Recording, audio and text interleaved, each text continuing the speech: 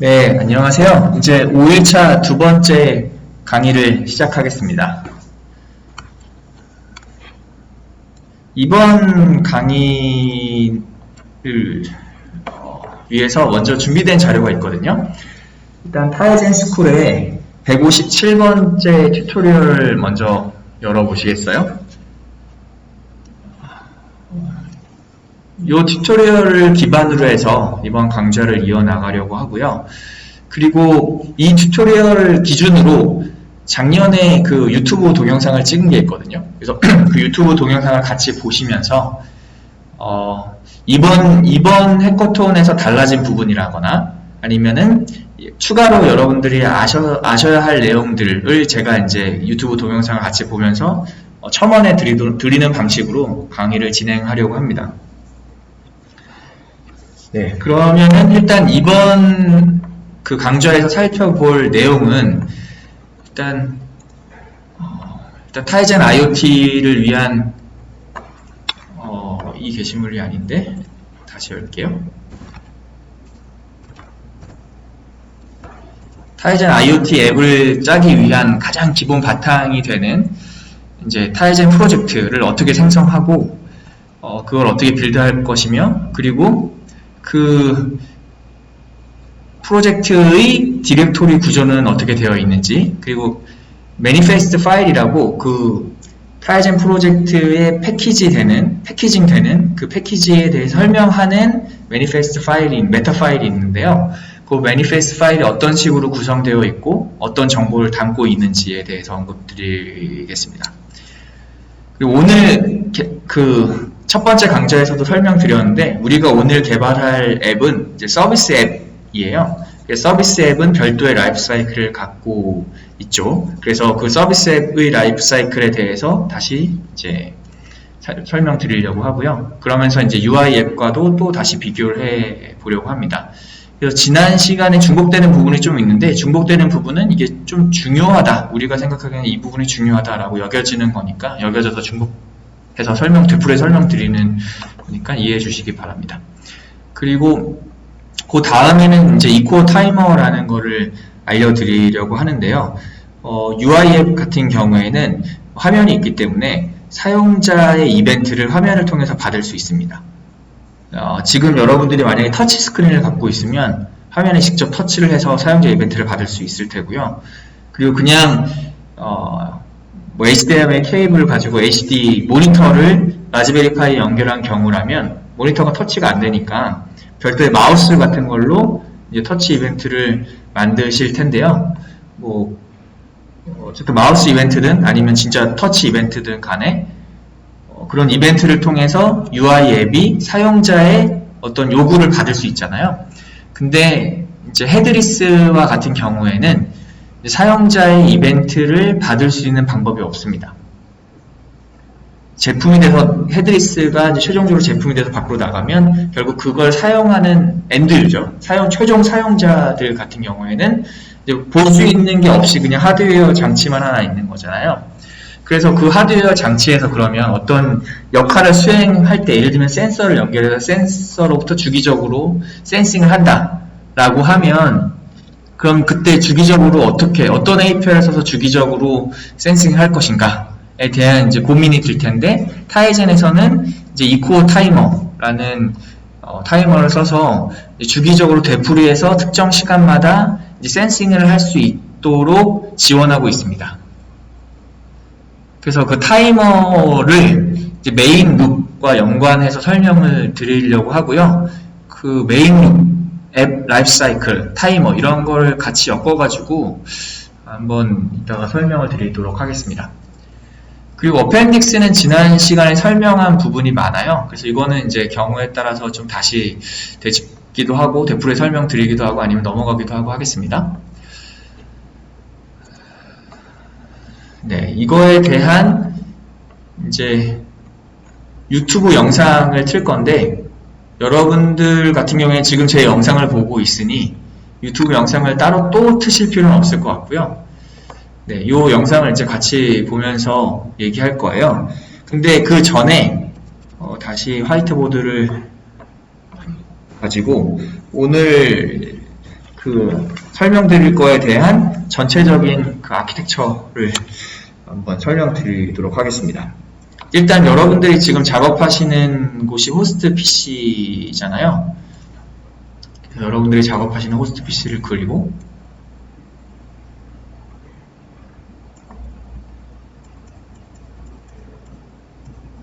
호스트 PC고요. 제가 마우스를 써서 글자를 쓰고 있기 때문에 좀 느립니다. 그리고 이제 오늘 여러분들이 사용할 템플릿이 RCC라는 템플릿이에요. 그래서 RCC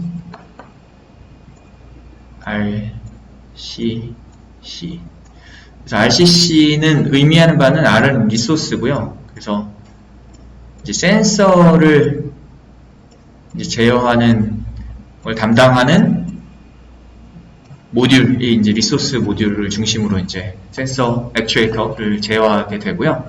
그리고 두 번째 C는 커넥티비티예요.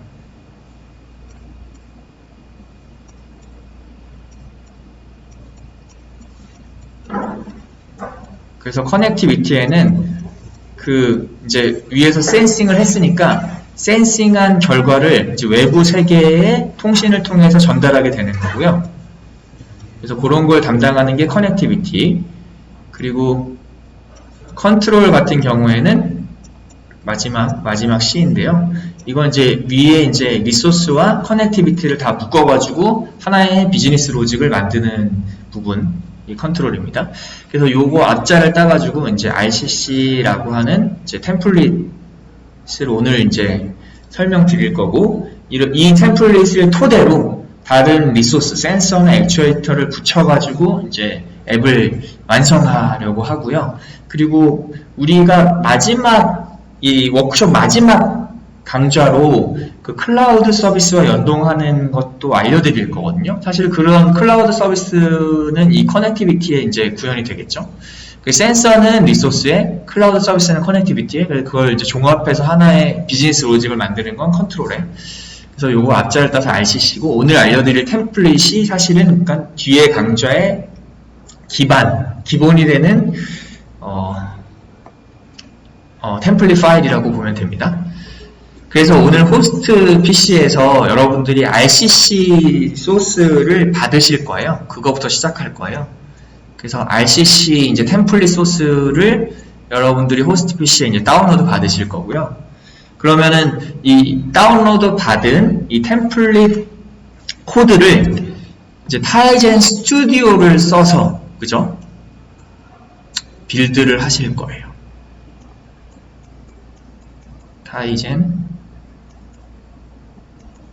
아이고 죄송합니다. 이상하게 썼네요. 타이젠 스튜디오를 써서 이제 빌드를 하게 될 텐데요.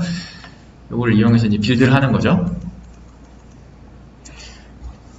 그리고 이제 빌드를 했으니까 이제 호스트와 연결된 이제 라즈베리 파이에 설치를 해야 되잖아요. 여기에 이제 라즈베리 파이가 있습니다. 그럼 여기 RCC를 빌드에 설치한 결과물을 타이젠 스튜디오에서 이렇게 이제 라즈베리 파이로 전달하게 됩니다.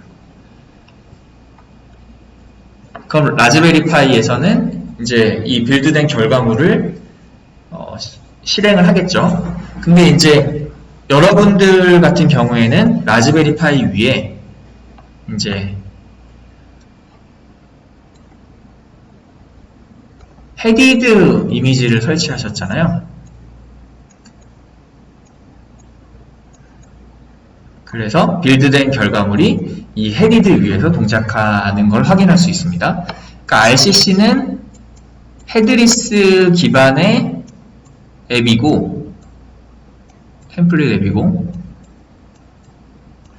헤드리스 기반의 템플릿 앱이고, 역시 헤드리스 기반의 그 루트스트랩을 이용해서 타이젠 스튜디오라는 도구와 그 루트스트랩의 조합으로 헤드리스 앱을 빌드를 할 거예요. 그럼 이렇게 나온 결과물이 있겠죠. 이 나온 결과물을 이제 헤디드에 쓰는 거예요. 이게 가능한 이유는 헤디드가 좀 더 큰 집합이기 때문에 가능하다고 지난 시간에 이제 언급해 드렸고요. 그리고 이제 이와 다르게 이런 사람도 있을 수 있잖아요. 라즈베리 파이인데 똑같이 이 위에, 이 안에 들어가 있는 이 내용물은 헤드리스인 경우도 있을 거예요. 그럼 이건 어떻게 하냐? 이것도 그냥 연결하면 바로 설치해서 쓸 수 있습니다. 왜냐하면 이 앱 자체는 헤드리스 대상으로 만든 앱이기 때문에 이 헤드리스 앱은 헤디드에서 동작하고 이제 헤드리스에서 동작한다고 말씀드렸어요. 그죠? 그래서 오늘 여러분들 대부분 참가자분들은 요 호스트 PC에서 헤디드와 연결해서 지금 아마 빌드 앤 러닝을 하실 거고요. 일부 사용자들 같은 경우에는 이 타이젠 스튜디오를 빌드한 결과물을 이제 헤드리스에서 이제 사용하시게 될 겁니다. 근데 어쨌든 요것도 되고 요것도 됩니다. 그 둘 다 사용할 수 있다는 걸 먼저 언급드리고요. 그럼 예를 들면은 살짝 옮겨서 헤디드 환경에서는 이게 모니터가 달려 있잖아요. 여기 모니터가 달려 있어요. 그러면은 헤디드 환경에서 보면은 타이젠 스튜디오를 빌드한 이 앱의 결과물을 모니터를 통해서 볼 수 있을까요? 일단 결론부터 말씀드리면 없습니다. 오늘 우리가 만들 앱은 헤드리스에 동작하는 앱이에요. 그죠? 헤드리스에 동작하는 앱이기 때문에 이 앱 자체의 성격을 보면 이 앱은 서비스 앱입니다. 헤디드에서 동작하는 앱을 UI 앱을 만들 이유가 없잖아요. 그래서 이 앱은 UI적인 피처가 완벽하게 제거된 형태의 서비스 앱입니다. 그래서 RCC는 헤드리스용으로 서비스 앱 타입으로 만들어진 템플릿 앱입니다. 그 서비스 앱을 이제 타이젠 스튜디오를 통해서 빌드를 하면 당연히 이제 헤드리스에서는 당연히 잘 동작하는 거고 헤디드에서 동작한다고 하더라도 모니터에 나오는 건 없습니다. UI적인 요소가 없으니까요. 그래서 그러면 우리가 이 서비스 앱의 동작을 파악하기 위해서는 어떻게 해야 되냐? 그럼 결국 이전 시간에 설명드리긴 했는데 타이젠 스튜디오를 통해서 이 타이젠 스튜디오에 제공되고 있는 디바이스 매니저라는 툴이 이제 와이파이로 이렇게 이 라즈베리 파이와 실물 라즈베리 파이 연결이 되어 있는데 우리는 이 디바이스 매니저를 통해서 헤디드 혹은 헤드리스 이미지에서 출력하고 있는 로그를 확인하는 겁니다. 여러분들은 오늘 호스트 PC에서 RCC 서비스 앱을 빌드를 해서 헤디드 이미지에 러닝을 할 거고 러닝을 한다고 해서 모니터로 뭔가 결과를 볼 수 있는 건 아닌 상태죠. 그래서 우리는 헤디드든 헤드리스든 다 이 디바이스 매니저라는 툴을 써가지고 로그를 확인하게 됩니다. 로그를 확인할 때는 우리는 요 기호 경로 혹은 요 경로로 로그를 확인하게 되는 겁니다. 네, 이 맥락에서 오늘 강의를 이해해 주시면 됩니다. 일단은 동영상을 먼저 같이 한번 보도록 하겠습니다.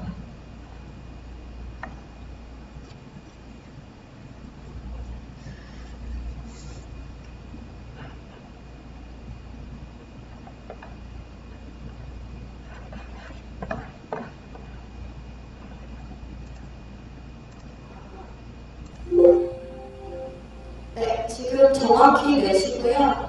네, 지금 이제 강의를 다시 시작해 보려고 합니다.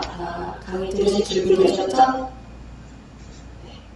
이제 오늘의 마지막 강의고요. 저는 타이젠 프로젝트 시작하기 부분의 강의를 맡은 이은영입니다. 반갑습니다.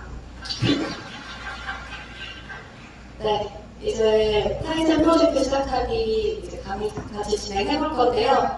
오늘 마지막 강의예요. 말씀드렸듯이. 그러니까 이것만 끝나면 이제 집에 돌아가셔서 지금 토요일 저녁 보내실 수 있으니까요. 조금만 힘내서 강의 듣고 활기차게 집으로 가보도록 하겠습니다. 제가 발표할 강의는요. 그 크래프트룸에 강의 내용이 올라와 있어요. 아마 공지 먼저 받으셨을 것 같은데 크래프트룸 접속을 먼저 해주시면 되겠습니다. 크래프트룸.타이젠.org로 들어가시면 크래프트룸 접속하실 수 있거든요. 그럼 접속해주세요.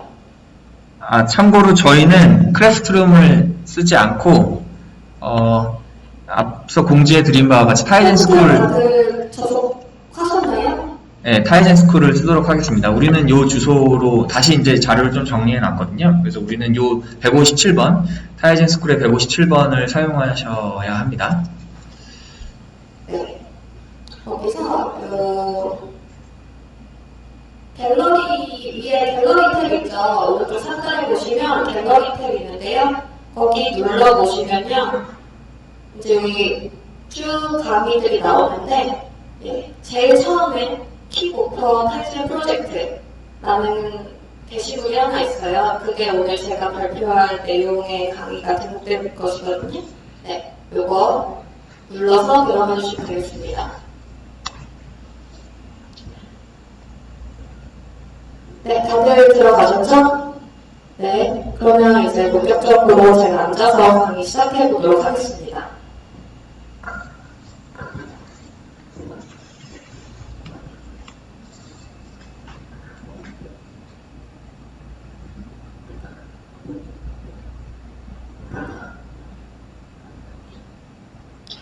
네, 먼저 목차 한번 보실게요. 목차는 오른쪽에 이렇게 나와 있어요.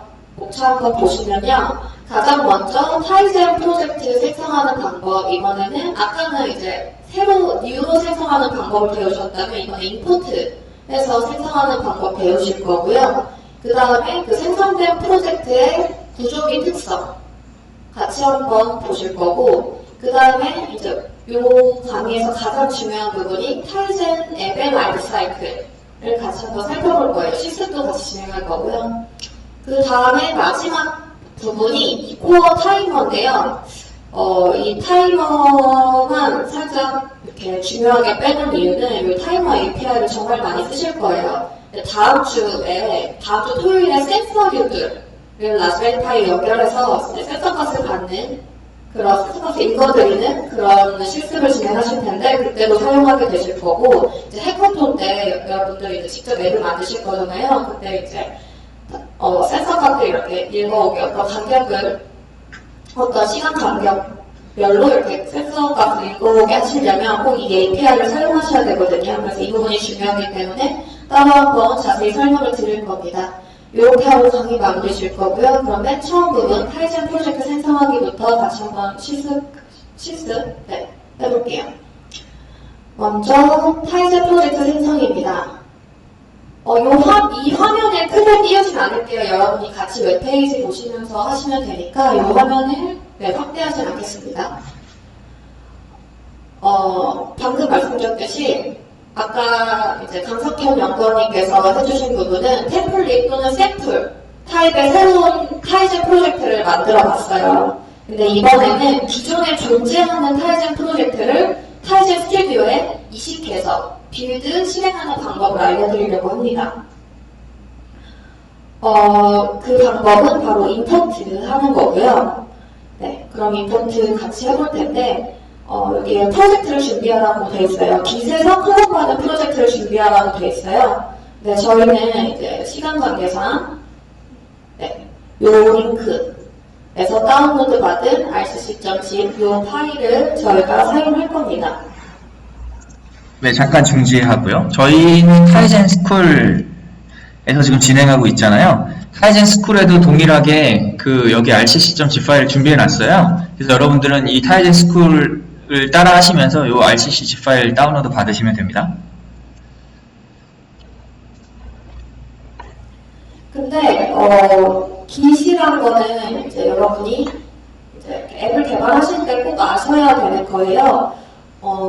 아마 깃을 사용해 보신 분들도 많으실 것 같은데요. 깃은 이제 간단히 말씀드리면 소스 코드가 저장되어 있는 저장소예요. 그래서 어떤 사람들이 올린 소스 코드를 내가 다운로드 받을 수도 있고, 아니면 내가 만든 소스 코드를 올릴 수도 있습니다. 그래서 여러분들이 이제 정말 새로운 맨 바닥에서 어떤 앱을 짜실 수도 있지만, 어떤 코드를 기반으로, 이미 만들어진 코드를 기반으로 이제 앱을 짜시고 싶을 때는 꼭 이제 깃에서 이제 다운로드를 받아서 소스 코드를 다운로드 받아서 네, 이렇게 앱을 만드시면 됩니다. 깃에서 프로젝트를 클럽하는 방법은 이 설명을 참조하면 되는데요. 오늘은 Git을 직접 사용하지는 않으실 건데 이제 다음 시간이나 다다음 시간 같은 경우에 사용하게 되실 수도 있어서 간단히 사용 방법만 좀 소개해드리고 가겠습니다. 이거 누르시면요, 네, 링크 들어가고 여기도 있어요. 여기 어펜딕스로, 네, 어펜딕스에 여기에 누르셔도 바로 이 페이지랑 동일합니다. 여기 들어가 볼게요. Git에서 프로젝트를 가져오는 방법인데요. 타이젠 Git 레파지토리는 이제 따로 이렇게 존재해요. 타이젠 Git 레파지토리가 있고, 이제 실습에서 사용할 타이젠 프로젝트의 이 주소는 xnative.rcc입니다. 이게 지금 저희가 아까 링크로 받은 rcc.g 파일이고요. 이제 타이젠 Git에서 이 rcc 프로젝트를 받는 방법을 소개를 해드리겠습니다.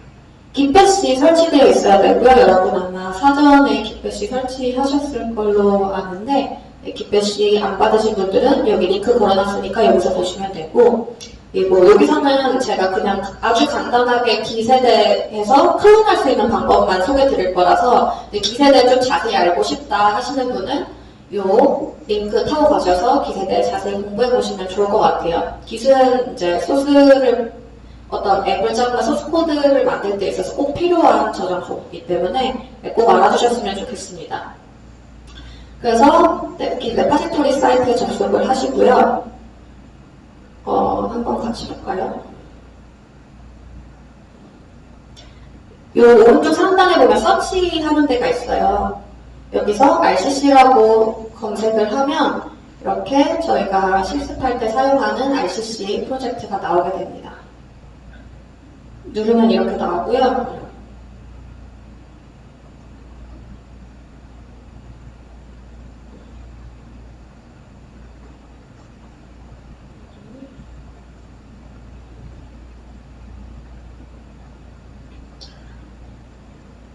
네. 그래서 git 클론 하는 방법은 git 클론 명령어를 사용하면 됩니다. 이 레파지토리 주소는 사이트 아래 하단에 있어요.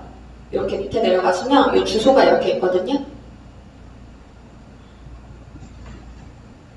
이 하단에서 주소를 참조하셔서 git 클론 명령어를 이렇게 쓰시면 됩니다.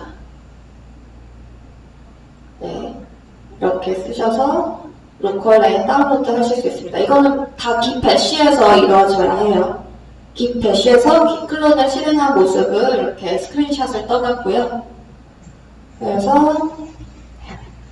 그리고 이 Git에는 브랜치라는 게 있어요. 브랜치에 대한 설명도 간단히 해놨는데요. 브랜치는 그냥 간단히 이해하시기 쉽게 설명을 드리면 어떤 버전이라고 생각하시면 좋아요. 마스터라는 그 기본이 되는 버전이 있어요. 그 버전에서 내가 뭔가 조금 다른 일을 하고 싶다 할 때는 이제 마스터에서 파생돼서 독립적인 이제 작업 영역을 만드는 거죠. 그걸 브랜치라고 하고요. 이제 브랜치를 생성하여 사용하면 이제 동일한 소스 코드를 기반으로 이제 동시에 다양한 작업을 할 수 있는 환경을 만들어줍니다.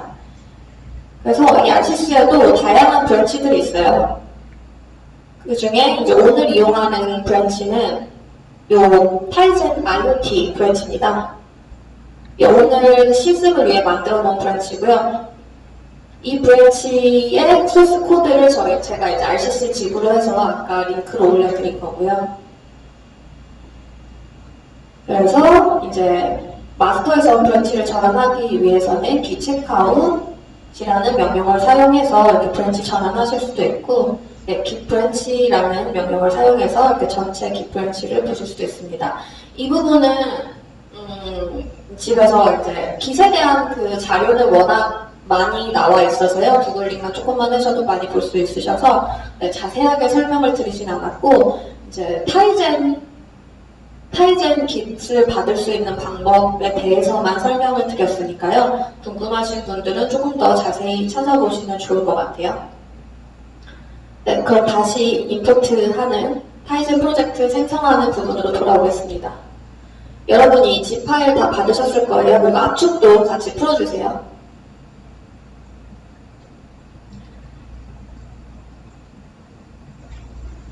압축 푸셨으면 이제 타이틀 스튜디오를 열어봅니다. 타이틀 스튜디오에서 파일 누르시고 아까는 뉴로에서 만들었죠. 이번 뉴로 만드는 게 아니라 인풋을 눌러봅니다.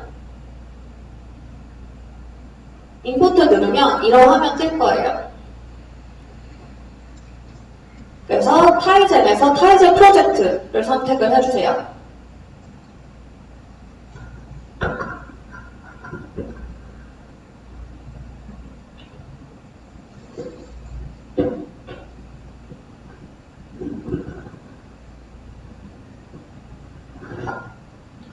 타이젠 프로젝트 선택하셨으면 루트 디렉토리 선택하시고요. 그 다음에 브라우저를 눌러서 이제 지금 저희가 준비했던 프로젝트의 경로를 넣어줍니다. 우리는 압축을 풀었기 때문에 루트 디렉토리를 선택했던 거고요. RCC 집을 그대로 경로에 넣을 수도 있거든요. 이 경우에는 아카이브 파일을 선택을 할 거예요. 근데 저희는 이제 압축 풀어서 사용할 거기 때문에 루트 디렉토리를 선택해 주고요. RCC, 아까 압축 푼 그 RCC 경로를 이 로케이션에 넣어주세요.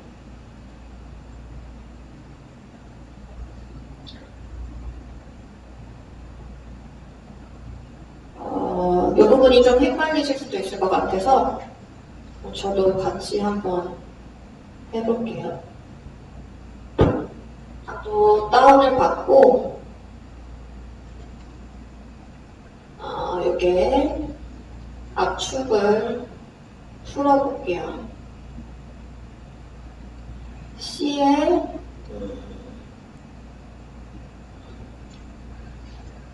여기에 하나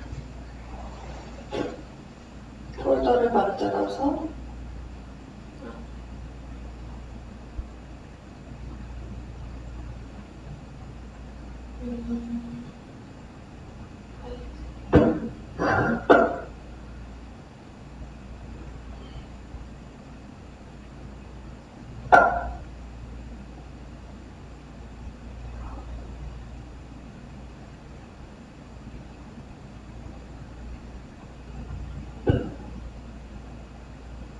여기에 압축을 풀었고요. 자, 헷갈리시는 분들은 한번 보세요. 그래서 루트 디렉토리 선택하고 제가 PC에 C에 타이즌 IoT에다 넣었는데 이 RCC 여기까지만 선택해서 확인을 눌러주세요. 그럼 이렇게 로케이션이 들어갔죠? 여기에 넥스트 눌러주시면 이렇게 뜨게 되는데요. 네, 지금 이 화면에서는 여러분들도 아마 IoT 헤드리스 5.0이라고 나올 거예요. 왜냐하면 지금 우리가 사용하고 있는 소스가 RCC 소스가 IoT 헤드리스 5.0 기반으로 짜여져 있거든요. 근데 이거의 의미는 우리가 만드는 이 앱 자체가 헤드리스 5.0 기반으로 만들어진 앱이니 그 5.0 이후에 이미지에서 실행하면 이제 잘 될 거고 5.0 이전에 만들어진 어떤 이미지에 사용하면 안 될 거다라는 걸 이제 내포하고 있거든요. 근데 우리가 오늘 지금 사용하고 있는 이미지는 5.0보다 뒤에 나온 이미지이거든요. 그리고 이제 플랫폼은 기본적으로 하위 호환성을 보장하는 게 원칙이기 때문에 5.0 기반으로 만든 앱도 5.0 이후에 나온 예를 들어 5.5, 6.0 이런 이미지에서 다 사용할 수 있어요. 그렇기 때문에 우리는 5.0 이미지를 그대로 사용할 거고 지금 여기서 버전을 5.5로 바꾸셔도 상관없는데 일단 있는 그대로 일단 진행해 보도록 하겠습니다.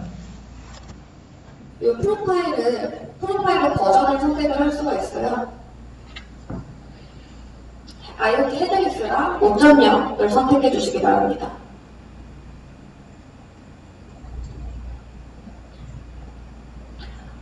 이따가 다시 한번 용어는 설명드릴 건데 먼저 간단히 한번 설명드리면 IoT 헤드는 UI가 있는 화면이 있는 IoT 프로파일이에요.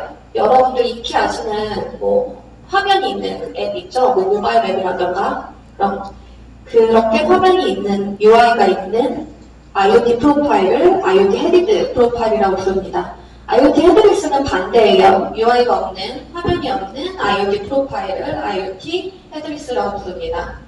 저희가 준비한 RCC 앱, 지금 실습할 앱은 화면이 없는 앱이에요. 그렇기 때문에 IoT 헤드리스로 선택을 해주시고, 그리고 버전은 최신인 5.0 버전으로 선택을 해주세요.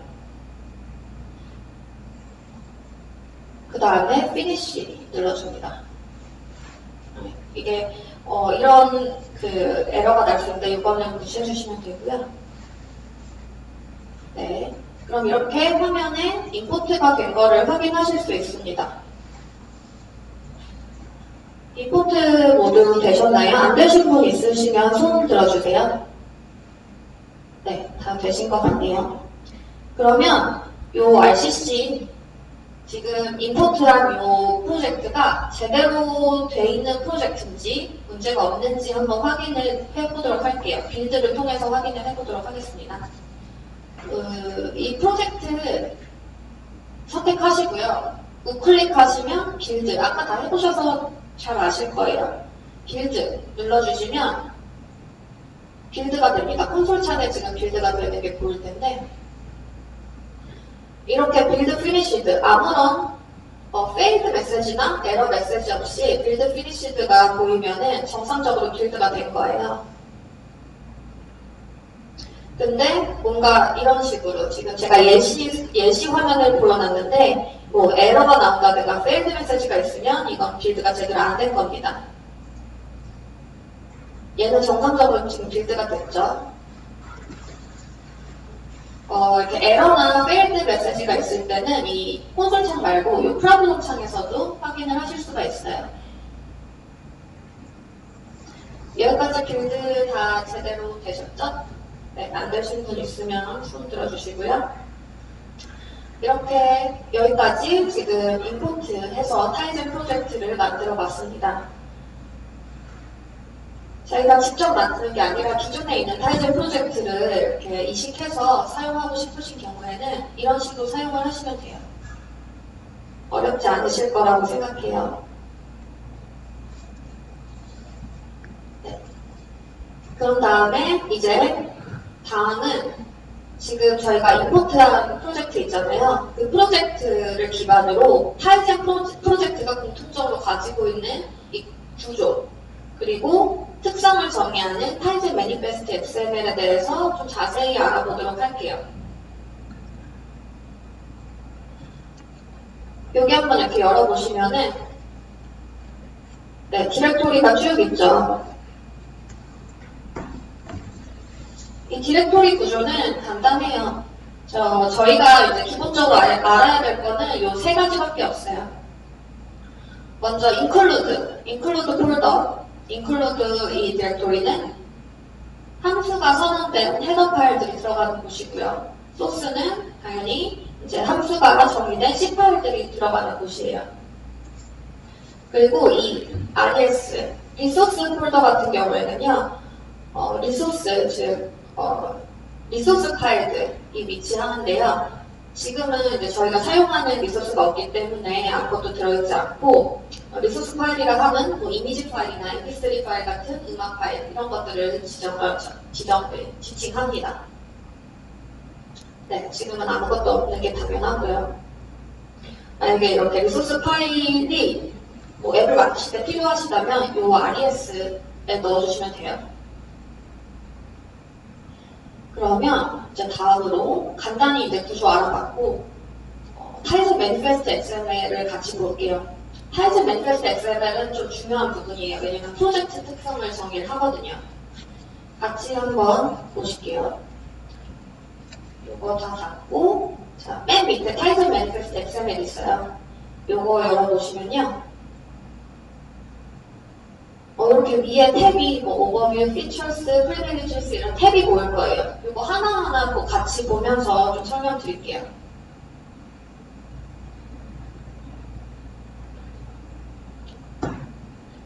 먼저 오버뷰입니다. 오버뷰는 프로젝트의 제너럴한 정보를 보여주는 곳이에요. 각각의 속성들이 있죠. 속성들은 개별적으로 변경 가능한 한데요. 네, 변경 시 유의할 점이 두 가지가 있어요. 이 두 가지만 좀 조심해서 수정을 하시면 돼요. 수정을 하시고 싶다면 네, 주의해서 수정을 하시면 되는데 먼저 이 어플리케이션 아이디와 패키지 아이디입니다. 네, 그 어플리케이션 아이디랑 패키지 아이디에 대해서 그 좀 이제 이은영 연구원님께서 설명을 하실 텐데요. 이걸 좀 헷갈려 하시는 분들이 있어서 제가 약간 부연 설명을 먼저 하겠습니다. 사실 우리가 이제 앱을 짠다고 하면 앱이 하나의 패키징이 돼서 이제 스토어에 올라가요. 그래서 기본적으로 앱을 올릴 때는 하나의 거대한 패키지가 있고요.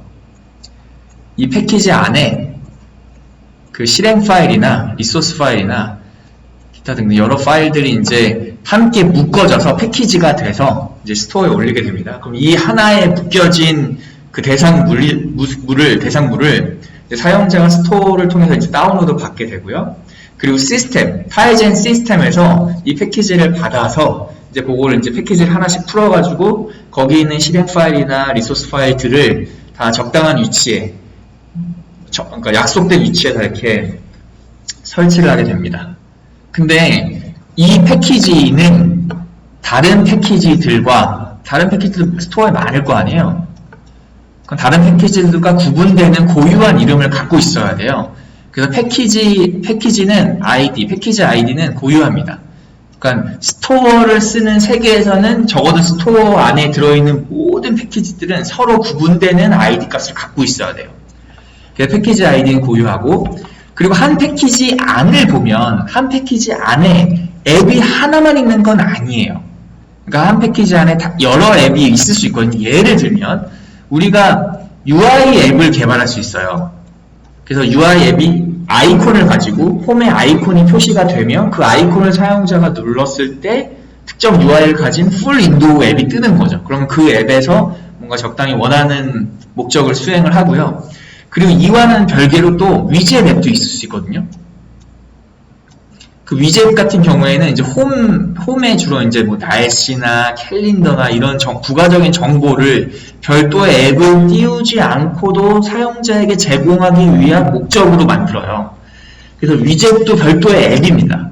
그래서 위젯 앱도 갖고 있을 수 있고요. 혹은 이제 서비스 앱도 갖고 있을 수 있어요. 서비스는 UI는 없지만 하단에서 UI 없이 하단에서 뭔가 데이터를 끊임없이 수집한다거나 사용자의 뭔가를 기록한다거나 이런 일을 수행하거든요. 그래서 하나의 패키지 안에는 이거 다 개별적인 앱이에요. 개별적인 앱 프로세스로 메모리에 올라갈 거예요. 위젯 앱, UI 앱, 서비스 앱, 개별적인 3개의 앱이 들어갈 수 있어요. 그리고 위젯도 앱이 하나만 있는 게 아니고 여러 개 있을 수 있고요. 그래서 이제 하나의 패키지 안에는 다수의 앱이 들어갈 수 있고, 혹은 어떤 경우는 이제 하나의 패키지 안에 그냥 UI 앱 하나만 있는 경우도 있겠죠.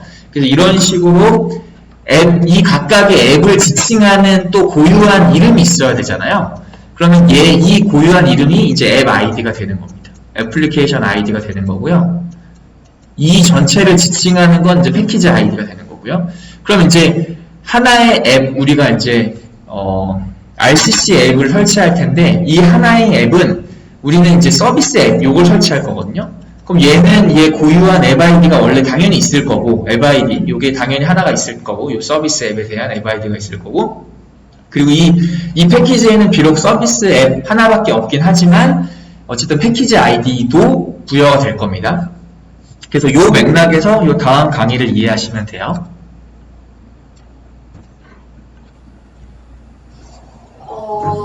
요거는 일단은 개별적으로 변경은 가능한데요.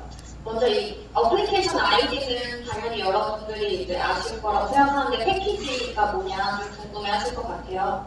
패키지는, 그러니까 좀 그걸 이제 정의를 해드리면, 패키지가 있고요. 패키지는 앱을 여러 개를 포함할 수 있어요. 패키지 안에 여러 개 앱이 들어갈 수 있는 거예요. 그리고 그 앱은 각각 어플리케이션 아이디를 가질 수가 있어요. 즉, 하나의 패키지에 여러 개의 어플리케이션 아이디가 있을 수 있는데요. 근데 이 타이젠 스튜디오에서는 하나의 패키지에 하나의 앱이 있는 경우, 지금 이 RCC 프로젝트 같이 하나의 어플, 하나의 패키지에 하나의 앱만 있는 경우에는 이 둘의 이름을 동일하게 맞춰주셔야 돼요. 그렇지 않으면 이제 빌드 에러가 납니다. 뭐 멀티 패키징, 그러니까 여러 개 앱을 멀티 패키징해서 하나의 패키지로 만들거나 하실 경우에는 패키지 이름과 앱 아이디가 그러니까 동일하지 않아도 상관없는데 지금같이 이렇게 하나의 패키지에 하나의 앱 아이디가 들어가는 경우에 타이젠 스튜디오에서는 꼭 이름을 동일하게 맞춰주시기 바랍니다. 그리고 하나 또 유의해야 될 점이 이 API 버전이에요. 제가 이제 왔다 갔다 이렇게 이 웹페이지랑 타이젠 스튜디오랑 왔다 갔다 설명을 드리는데요. 네. 이제 약간 헷갈리실 수도 있는데 여러분들은 이제 안 헷갈리시게 잘 봐주세요. 네. API 버전도 변경을 할 수가 있어요. 근데 변경은 신중해야 됩니다. 왜냐면 앱에서, 앱 소스 코드에서 사용하는 API들이 있을 텐데요. 요게 이제 타이젠 매니페스트에서 정의한 API 버전이랑 맞지가 않을 경우에는 API 호출에 실패하기 때문입니다. 예를 들어서 타이젠 매니페스트 XML 지금 여기서 보이는 XML은 제가 뭐 예를 들어 4.0으로 정의를 했어요. 근데 내가 사용할 API는 5.0에서부터만 쓸 수 있는 API예요. 그러면 당연히 API가 호출이 안 되겠죠. 네, 그 부분만 신경을 좀 쓰셔서 하시면 됩니다.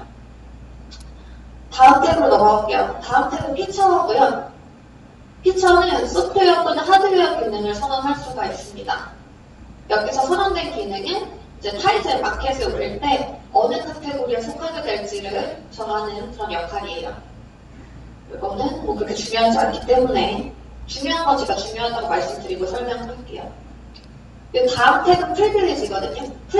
네, 지금 중요하지 않다고 얘기한 이유가 뭐냐면요. 저희가 지금 스토어 기능을 IoT 세계에서 쓰지 않거든요. 그래서 스토어가 없으니까 이 피처 기능이 지금 현재로서는 의미가 없어요. 그래서 이제 중요하지 않다고 표현한 거고요. 원래는 이제 어떤 식으로 구성이 되어 있냐면, 새 걸 하나 더 만들겠습니다. 원래는 스토어가 있어요. 그럼 여러분들이 지금 앱 개발자잖아요. 스토어를 이상하게 썼네요. 스토어가 있고 여러분들이 앱 개발자잖아요. 그럼 앱 개발자들이 올린 앱들이 스토어에 저장이 될 거예요. 그러면 여러분들이 개발할 때는 이 어떤 앱은 이제 TV용 앱일 수도 있고 어떤 앱은 뭐 웨어러블, 시계용, 와치용 앱일 수도 있고 어떤 앱은 IoT용인데 뭐 라즈베리파이에 올라가는 앱일 수도 있고 혹은 IoT인데 어떤 다른 제품이 올라가는 앱일 수도 있고 그러니까 예를 들자면 뭔가 종류가 되게 많을 거 아니에요. 라즈베리파이일 수도 있고 아니면 다른 어떤 프로덕트일 수도 있고 종류가 이렇게 많을 텐데 이게 각각의 앱을 개발할 때 이 앱에서 사용한 피처가 있을 거예요. 예를 들면 웨어러블에서는 이제 카메라가 없는데 IoT에서는 내가 앱을 개발할 때 카메라 피처를 썼다. 왜냐하면 내 라즈베리파이 혹은 내 프로덕트에는 카메라가 달려있기 때문에 카메라 관련된 API, 타이젠을 제공하는 API를 썼다. 라고 하면 내가 이제 스토어에 등록할 때, 내 앱을 등록할 때 나는 카메라 API를 썼습니다. 라고 알려줘야 돼요. 왜 알려줘야 될까요? 그럼 여기에 이제 그게 피처거든요. 피처를 통해서 타이젠 스토어에 내가 앱에서 사용한 API는 어떤 게 있습니다. 라고 알려주는 거예요. 이걸 알려줘야 이제 이 개발자들 말고 여기 이제 개발자들이었죠. 개발자들 말고 이걸 다운로드 받아 쓰는 이제 유저가 있을 거 아니에요. 그럼 유저는 이제 자기 기기가 있을 텐데 자기 기기가 예를 들면 카메라가 있는 기기예요. 그러면 이제 카메라가 있는 이 기기에서 사용할 수 있는 앱 리스트를 받아서 봐야 되잖아요. 그럼 스토어가 이 유저의 장치를 보고 이 장치가 카메라를 쓸 수 있구나를 확인한 다음에 카메라 관련된 앱도 유저에게 노출을 시켜주는 거고요. 유저는 이제 여러 앱들 중에 그 중에 이제 카메라 피처를 쓰는 앱도 있을 테고 여러 앱들 중에 하나를 선택해서 다운로드 받게 되겠죠. 근데 만약에 어떤 유저가 있는데 이 유저는 카메라가 없는 디바이스를 쓰고 있어요. 이건 카메라가 없어요. 여기 이게 있어야 될 게 없어요. 이게 카메라가 없어요. 그러면 이 유저한테는 이 카메라 피처를 쓴 앱이 노출되어서는 안 돼요. 왜냐하면 받아봤자 쓰지도 못하니까. 그래서 스토어는 얘의 피처를 보고, 그리고 이 장치를 보고, 이 장치는 카메라 피처가 없으니, 카메라가 없는 장치이니, 그 외에 다른 앱들만 보여줘야겠다라고 판단하게 돼요. 근데 이제 우리는 이제 IoT 세계에서는 지금 현재 IoT용 스토어가 없어요. 없는 이유가 되게 여러 가지가 있는데, 일단은 IoT는 제품마다 하드웨어의 성격이 너무 달라서 그 너무 다른 거를 과연 어떻게 포괄하는 그러니까 매니징 할 수 있는 스토어를 만들 것인가 이런 고민부터 이제 시작을 해야 되거든요. 그래서 지금 현재로서는 스토어가 준비되어 있지 않기 때문에 지금으로서는 피처 값이 크게 의미가 없습니다. 그래서 이제 여기서 이은영 연구원님도 이제 피처에 대해서는 이제 간략하게 설명하고 넘어간 거예요. 프리빌리지가 좀 중요해요. 프리빌리지는 여러분이 앱 만드실 때 꼭 중요한 부분이라 잘 들어주셔야 됩니다. 프리빌리지의 정의는요, 앱 시너지의 API 호출을 할 수 있는 권한입니다. 특정 API를 사용할 때 어떤 프리빌리지가 사용이 된다고 한다면 그 프리빌리지를 확인하고 해당하는 프리빌리지를 추가해줘야 돼요. 이렇게 말씀드리면 이제 좀 이렇게 헷갈리실 거기 때문에 제가 예시를 들어볼게요. 예를 들어 제가 알람겟 노티피케이션이라는 API를 사용하고자 해요. 요게 지금 알람겟 API의 설명인데 이 화면으로 한번 들어가 볼게요. 디벨로퍼 사이트에는 디벨로퍼 타이틀 ORG를 이 API 레퍼런스에 다들 아시겠지만 API 레퍼런스에 이렇게 API 설명들이 쭉 있어요. 알람겟 노티피케이션이라는 앱을 사용하겠다, API를 사용하겠다 했을 때 이렇게 프리빌리지가 선언이 되어 있습니다.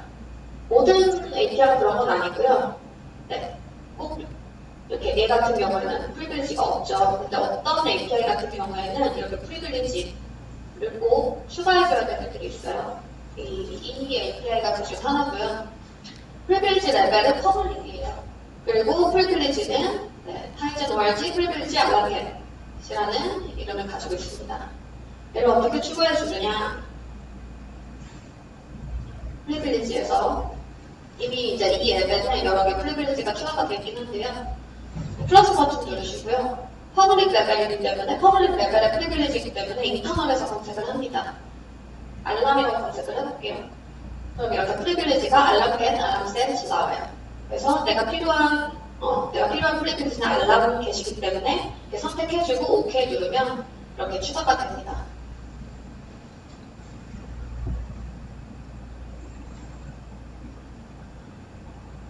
여기서 이제 중요한 한 가지 이제 주의하셔야 될 점은 이제 지금 저희가 추가한 프리빌리지가 퍼블릭 레벨이었어요. 네, 퍼블릭 플랫폼 레벨이라는 또 그 프리빌리지가 있거든요. 네, 퍼블릭 플랫폼 레벨의 프리빌리지를 추가하는 경우에는 지금 추가하셨듯이 인터널에서 추가하시면 돼요. 그리고 그 외에는 커스텀 프리빌리지에 직접 추가를 하시면 됩니다. 커스텀 프리빌리지는 이 부분이었어요. 이걸로 이제 퍼블릭 그리고 플랫폼 레벨이 아닌 애들은 이걸로 직접 추가를 해주시면 돼요. 직접 내가 쓰셔서 추가를 하시면 됩니다.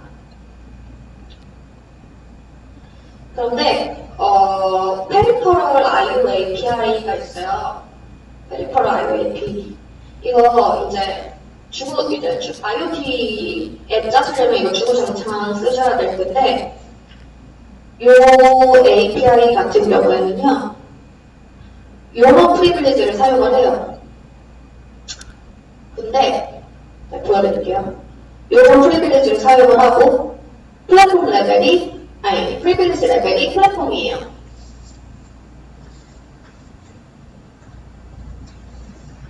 근데 그러면 인터널에서 검색해야 되는 거 아니냐? 근데 얘는 하드웨어에 접근해야 되는 그런 API거든요. 그래서 API 특성상 커스텀 프리빌리지에 직접 입력을 하셔야 됩니다. 네, 페리퍼럴 API는 여기 링크 붙어놨고요. 네, 이 부분만 주의하셔서 사용하시면 돼요. 그리고 다음은 로케이션입니다. 로케이션도 그렇게 중요한 부분은 아니라서 언어에 관련된 설정을 할 수 있다. 이 정도 알고 계시고, 네, 나머지는 읽어보시면 되고요. 그리고 이제 어드밴스드입니다. 어드밴스드에서는 다양한 어드밴스드 기능을 설정을 할 수가 있는데 되게 여러 가지가 있어요. 근데 여기서도 중요한 부분만 자세히 설명을 드릴게요. 먼저 뭐 메타데이터 같은 게 있어요. 사용자가 정의한 키밸류를 추가할 수 있고 이 키밸류상은 앱 인포 API 통해 가져와 사용할 수가 있다고 합니다. 네. 그리고 뭐 데이터 컨트롤 같은 경우에는 뭐 데이터 공유가 가능하다고 해요. 중요한 건 이 3번 미셀레니어스 옵션인데요. 이 앱의 동작을 결정하는 부분이에요. 여기서 볼게요. 어드밴스드의 요 세 번째 이 부분이 좀 중요한데요. 왜냐? 앱의 동작을 결정하는 부분이기 때문입니다. 네. 이렇게 세 개의 속성의 동작을 정의할 수 있어요. 매니지 태스크, 오토 리스타트, 그리고 온부트. 매니지 태스크는 태스크 매니저 앱에 세션 계획을 보여주지 말지 여부를 설정하는 건데요. 태스크 매니저 앱을 여러분 그 안드로이드 앱 기준으로 설명을 드리면 이 메뉴 버튼 누르면 내가 지금 실행했던 앱들 쭉 나오고 앱 이렇게 지울 수, 그러니까 종료할 수도 있잖아요. 내가 실행했던 앱들 쭉 나오면 뭐 이런 보실지 모르겠는데 이런 걸 테스트 매니저라고 하고요. 여기서 해당 앱을 보여주지 말지 설정하는 건데 사실 저희는 지금 아까 말씀드렸듯이 IoT 헤드리스, 즉 화면이 없는 앱을 쓰기 때문에 이 부분은 네, 뭐 뻘스를 해주시면 됩니다. 뭐 이렇게 IoT 헤드, 즉 화면이 있는 앱을 사용하시면 이 부분이 뭐 고려가 돼야겠죠. 그리고 근데 이제 중요한 부분은 이 두 개의 속성이에요. 오토 리스타트랑 온부트.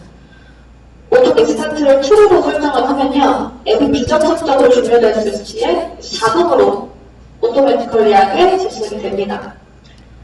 그리고 온부트는 true로 설정했을 때 부팅 직접 앱이 켜졌을 때 또는 패키지 설치 및 업데이트 된 후에 앱이 또 자동으로 시작이 돼요.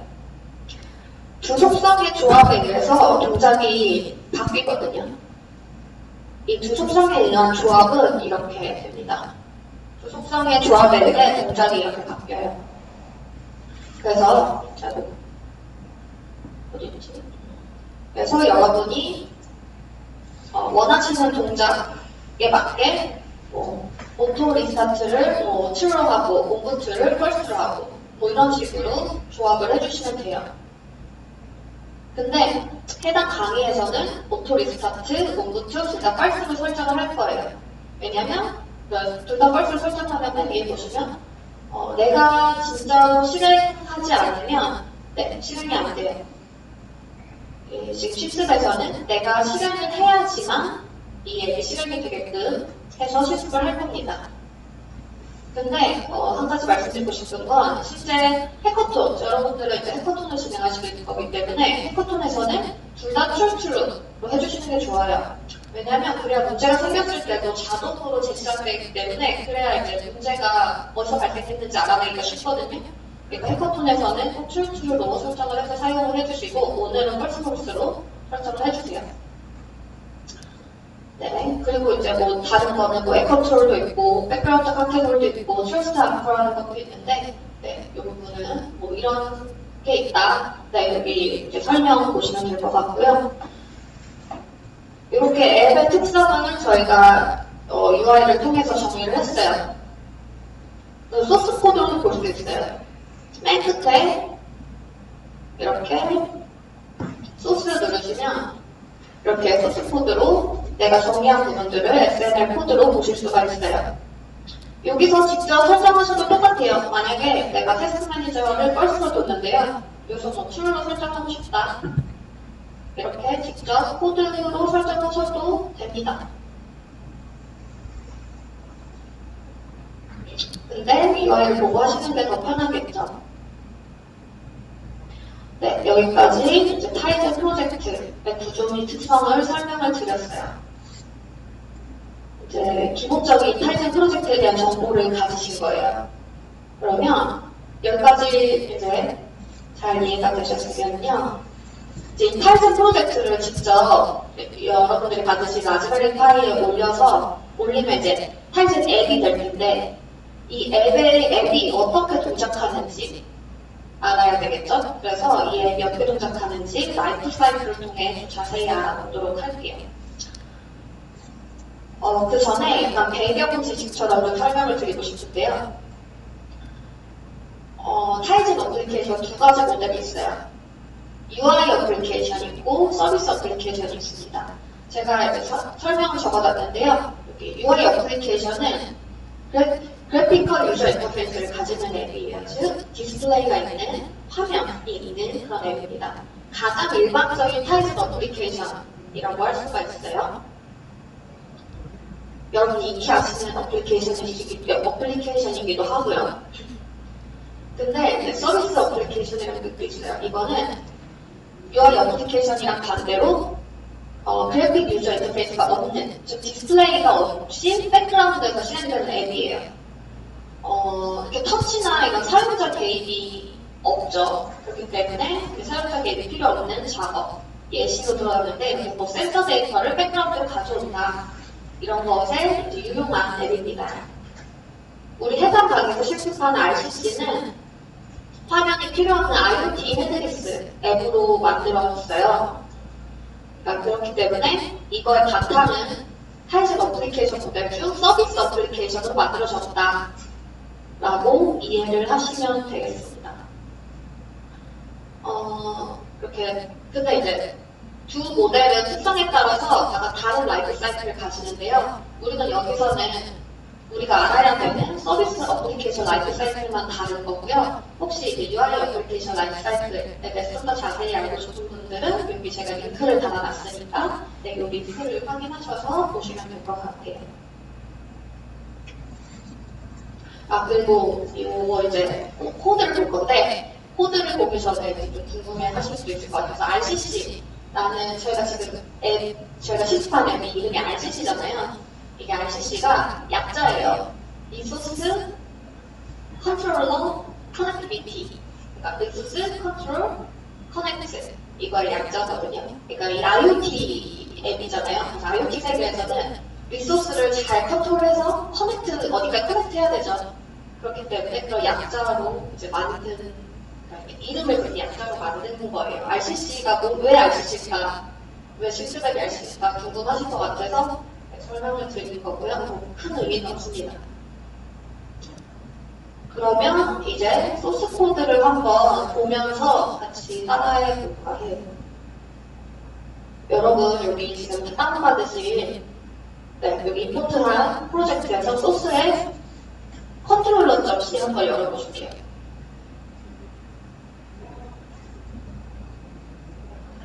이제 코드가 있을 거예요. 코드를 보시면서 설명 들으실게요. 저는 이제 이 화면을 통해서 설명을 드릴 건데, 코드의 맨 밑에 보시면은 메인 있죠. 앱은 무조건 메인에서 시작하죠. 메인이 있습니다. 메인에서도 맨 밑에 보시면 리턴하기 전에 서비스 앱 메인이 있어요. 다들 확인하셨나요? 서비스 앱 메인이 있어요. 앱은 메인에서 이 서비스 앱 메인을 호출을 합니다. 서비스 앱 메인의 함수가 불리면 메인 룹이 시작돼요. 그리고 서비스 앱 액티비티 호출될 때까지 메인 룹이 계속 실행이 됩니다. 메인 룹이라는 단어가 나왔는데요. 요거는 아시는 분은 아마 아실 거예요. 앱을 이해하는 데 있어서, 그리고 여기서 라이프 사이클을 이해하는 데 있어서 되게 중요한 부분이기 때문에 한번 정리를 하고 갈게요. 메인 룹이 뭔지. 네. 메인 룹 말 그대로 프로그램의 메인이 되는 루트를 메인 룹이라고 하는데요. 루트는 이렇게 계속 뭔가 반복되는 동작, 그걸 루트라고 하죠. 타이진 앱은 이벤트 드리븐 방식을 취하고 있어요. 이벤트 드리븐이랑 이제 검색해보시면 바로 나오는데요. 특정 이벤트에 반응해서 동작을 변경하는 방식을 일컫습니다. 그게 이벤트 드리븐인데요. 즉, 이벤트 드리븐 방식의 앱은 이벤트를 이벤트가 이제 들어오면은 이벤트를 체크해요. 그리고 처리하는 루틴을 계속 반복을 합니다. 이 반복되는 루틴을 메인 룹이라고 하는 거예요.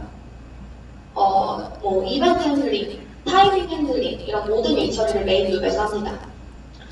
그림을 여기 요 사이트에 그림을 한번 보시면요. 그림이랑 같이 설명을 드릴게요. 그래야 더 이해가 되실 테니까. 이렇게 요거 이제 메인 룹 그림이에요. 룹, 아이들 룹도 그림이긴 한데 메인 룹을 간단히 보여주는 그림입니다. 반복적으로 이렇게 이벤트가 들어오면 이벤트를 체크하고 처리하는 루틴은 대기 그리고 처리를 반복해요. 대기했다가 이벤트를 처리하고 대기했다 이벤트를 처리하고 그리고 반복을 합니다. 대기 중인 상태를 아이들 상태라고 해요. 여기 점점점 되어 있는 데 있죠. 맨 가운데 있는 거. 이걸 아이들 상태라고 하는데요. 메인은 지금 처리해야 되는 이벤트가 없으면은 가만히 대기하고 있어요. 이 아이들 상태로 대기하고 있어요. 근데 특정 이벤트가 들어오면은 아이들 상태에서 벗어나서 이벤트를 처리합니다. 이게 다 이벤트거든요. 여기 타이머, 뭐 잡스, 아이들 액터럼, 뭐 아이들 엑스터 이렇게 다 이벤트인데 아이들 상태에 있다가 뭔가 이벤트가 들어와요. 이벤트 리셉션 이거 이벤트를 접수하게 되면은 이벤트를 실행을 해요. 그리고 또 이벤트를 다 실행을 하면 다시 아이들 상태에 돌아와요. 그리고 또 이벤트가 들어오면 이벤트를 처리하고 다시 아이들 상태로 돌아오고 이런 과정을 계속 반복하거든요. 요 과정, 요 계속 반복되는 과정을 메인 룹이라고 하는 거예요. 메인 룹에서는 어떤 이벤트를 처리할까? 메인 룹에서 어떤 이벤트를 처리할지는 개발자가 결정을 하거든요. 즉, 개발자는 처리하고자 하는 이벤트를 메인 룹에 미리 등록을 해놓습니다.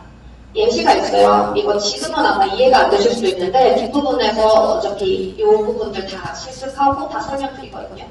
그러니까 왜 개발자가 어떤 이벤트를 처리할지 결정을 하느냐. 예시를 한번 보면은 라이프 사이클 이벤트 같은 경우에는 라이프 사이클 이벤트 콜백을 서비스 앱에서 서비스 앱 메인에서 등록해서 앱의 라이프 사이클에다가 이벤트 호출해요. 그리고 타이머 이벤트 같은 경우도 이거 뒤에 살 거거든요. 이 코어 타이머 앱으로 타이머 이벤트를 등록하고 타이머 이벤트 처리해야 될 시점이 왔을 때 타이머 콜백 컨트롤 취합니다. 요거 지금은 이해가 안 되셔도 괜찮습니다. 뒤에서 어차피 할 거기 때문에 이런 게 있다 정도 알고 가시면 돼요. 메인 룹에 대한 설명을 간단히 드렸어요. 간단히 드렸는데 이거 이제 조금 지루하실 수도 있는데 네, 꼭 아셔야 되는 부분이라서 라이프 사이클을 하려면 설명 한번 드려봤고 이제 본격적으로 라이프 사이클 그러면 요 서비스에서 라이프 사이클은 어떻게 되느냐 볼게요. 여기 아까 코드 보시면은 이 중간쯤에 이벤트 콜백 크리에이트, 터미네이트, 앱 컨트롤이 있어요. 다 보이시죠? 네. 요렇게 요 서비스 앱은 이렇게 세 개의 이벤트, 세 개의 라이프 사이클 이벤트를 갖고 있어요. 그러면 이 콜백이 언제 불리느냐? 이 그림을 보면은 쉽게 보실 수가 있는데요. 그림 보시면서 설명을 한번 드리면 크리에이트 콜백은 앱이 실행되면 가장 먼저 호출이 돼요. 이렇게 앱이 실행되면 앱이었다가 실행이 되면 가장 먼저 호출이 됩니다. 그래서 이제 자원을 할당하거나 또 초기화하거나 할 때 사용이 됩니다. 앱 컨트롤은요, 컨트롤 콜백은 앱이 실행됐을 때 크리에이트 다음에 바로 컨트롤이 불려요. 아니면 또는 다른 앱이 이 앱을 불렀을 때 크리에이트 없이 바로 컨트롤 콜백이 불리기도 합니다. 앱 터미네이트는요, 앱이 종료될 때 불리겠죠. 이름이 딱 봐도 종료될 때 불립니다. 그래서 자원을 해제하거나 뭔가 그런 종료되는 용도로 쓰이게 되죠. 그래서 이 이벤트 콜백은요, 이 코드에서 볼게요. 이거 이 서비스 앱 라이프 사이클 콜백 S라는 구조체. 이거 컨트롤 누르시고 얘 클릭하시면은 이렇게 자세히 보실 수가 있어요. 이렇게 보셔도 되고 이 이벤트 콜백 이 세 개의 이벤트 콜백은요 요 서비스 앱 메인에 요 세 번째 입장을 통해서 메인 룹에 전달이 돼요. 이 서비스된 메인이 요 세 개의 이벤트 콜백을 가지고 가서 메인 룹에 등록을 시켜줍니다. 그래서 그렇기 때문에 메인 룹은 앱의 라이프 사이클에 따라 등록된 라이프 사이클 이벤트 콜백을 호출합니다. 즉, 이제 앱이 실행될 때, 방금 말씀드린 앱이 실행될 때 크리에이트 콜백 부르고, 위에서 볼까요? 앱이 실행될 때 크리에이트 콜백 부르고, 크리에이트 되면 컨트롤 콜백 부르고, 종료될 때 터미네이트 콜백 부르고, 여기서 이렇게 등록하기 때문이에요. 네, 이 부분도 살짝 추가로 설명드리고 싶은 게 있는데요. 앞에서 메인 룹이라는 용어를 썼고, 그리고 이제 앱 라이프 사이클이라는 용어를 썼어요. 그게 실제로 이제 코딩에서는 어떻게 구현되어 있는지 말씀드릴게요. 그럼 좀 더 상상하시기 쉬우실 것 같아서요. 그럼 일단은 그 코딩을 결국 까보면 while loop, do while loop이거든요. 그 두 문이 이렇게 있고, 그리고 괄호가 있겠죠. 그리고 여기 while 문이 있습니다. 여기 뭐 조건이 있겠지만 지금 메인 루프는 이런 식으로 되어 있다고 생각하셔도 무방합니다. 그럼 이게 1이면 이게 영원히 반복하는 거잖아요. 특정 안에 물론 이제 뭔가 브레이크하는 구문이 있겠지만, 그래서 앱이 처음에 메인에서부터 시작할 텐데 메인에 진입한 이후 어느 시점인가 초반에 do while loop을 진입하게 되어 있습니다. 그래서 앱 진입한 직후 앱 프로세스가 이제 프로세스를 생성하고, 그래서 메모리에 프로세스 관련된 자원들을 다 올리고, 그 실제로 뭔가 루틴을 실행함에 있어서 거의 제일 처음에 맞닥뜨리는 부분이 이 do while loop예요. 그러니까 이게 메인에 있는 가장 큰 루프라서 메인 룹이라고 부르거든요. 그래서 물론 꼭 메인 함수 안에 있어야 되는 건 아니지만 가장 앱에서 앱 진입한 이후에 가장 중심이 되는 루프다 해서 메인 루프라고 부르는 거고요. 그러면 우리가 메인 루프랑 앱 라이프 사이클을 같이 설명드렸잖아요. 그럼 앱 라이프 사이클 같은 경우에는 앱이 실제로 우리가 이제 사용하는 함수 echo 메인 룹 뭐 이런 계열의 함수가 있을 텐데, 뭐 그런 함수를 결국 까보면 do while loop로 되어 있고, 그래서 우리가 물론 직접 do while loop를 부르진 않지만 우리가 사용하는 어떤 함수가 요거를 이렇게 포함하고 있습니다. 그래서 우리는 요 함수 특정 어떤 메인 룹과 관련된 함수를 사용하는 거고요. 그래서 이 함수를 사용하는 순간 앱은 무한 루프에 들어가는 겁니다. 그래서 루프 동안 이제 사용자가 어떤 이벤트를 화면으로 혹은 앱 컨트롤이라는 걸 통해서 이벤트를 전달하면 여기에 특정 어떤 콜백이 굴려서 이벤트를 처리하게 되는 구조예요.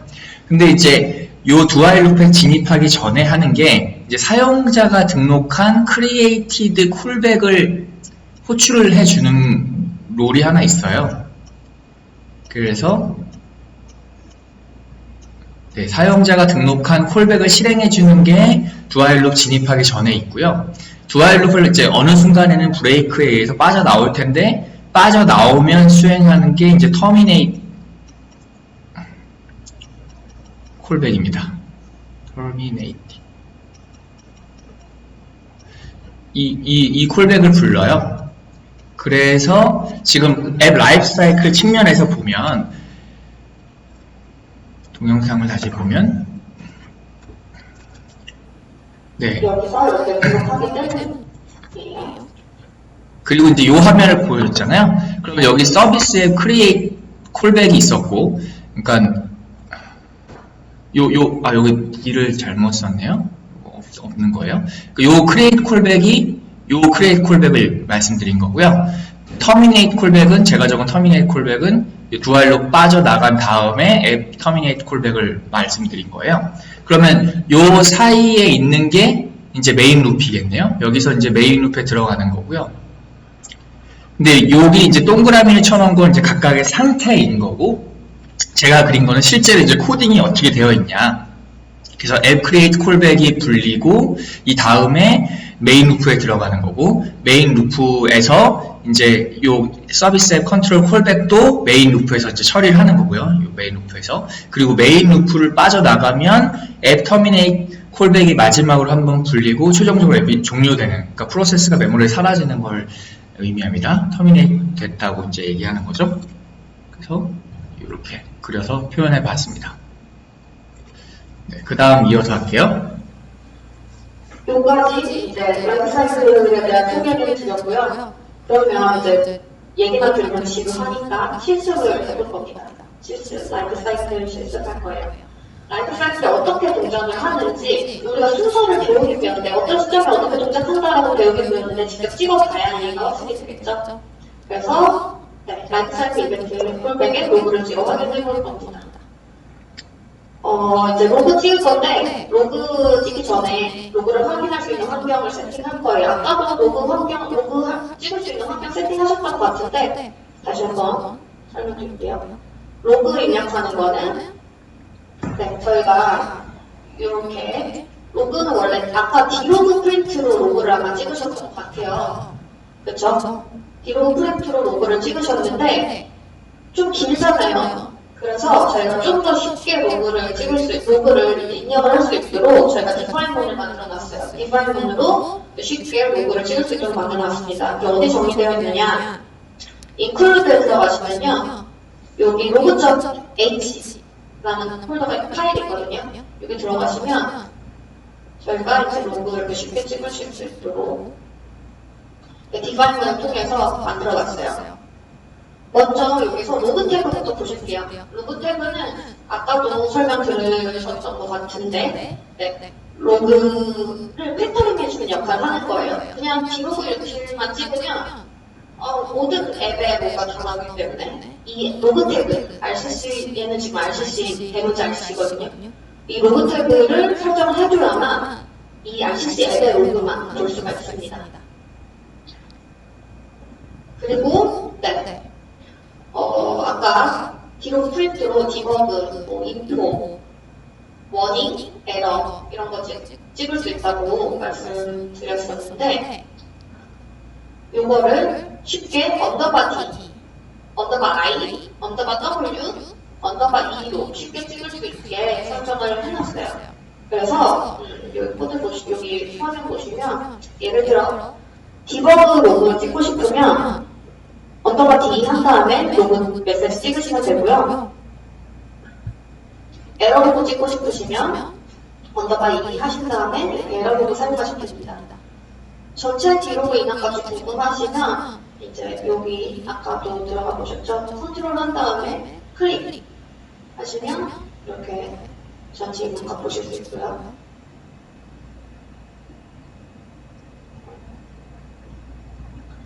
네, 그러면 네, 쉘도 같이 열어볼까요? 쉘도 아까 다 열어놓으셨을 거라 생각하는데 다시 열어볼게요. 툴스에 디바이스 메뉴 들어가서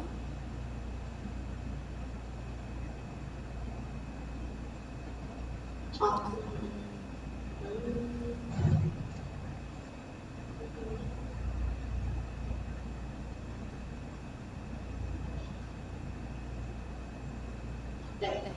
이게 연결이 아마 지금 제가 끊겨 있어가지고 커넥트 다시 했는데 여러분들은 아마 커넥티드 돼 있으셔서 라즈베리 파이가 연결된 상태라고 뜨실 거예요. 이렇게 안 되신 분 있으세요? 안 되신 분 있으시면 다시 SDB 커넥트 해주세요.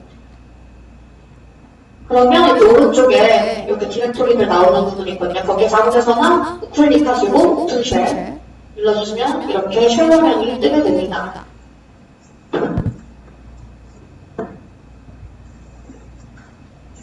여기서 네, 여기 이미 아까 SDB 루트를 해놨기 때문에 루트 권한으로 들어갔어요. 근데 여기 루트 권한이 아니신 분들은 SU 누르셔서 루트 권한으로 들어가 주셔야 됩니다. 요 뒤에 요게 샵이냐 아니면 달러 표시냐에 따라서 좀 다르거든요. 요 뒤가 샵이냐 샵. 다들 그렇게 설정이 돼 있으실 것 같아요. 아마 아까 SPB 루트온이라는 걸로 루트 버전을 바꾸셨기 때문에 이 뒤에가 샵으로 보여야 이제 루트 버전이다 라고 설명할 수 있고요. 쉘까지 여셨으면은 아까 기록부 유치를 찍어보셨는데요. 다시 한번 보여드릴게요. 이거를 좀 키워주면 좋겠는데.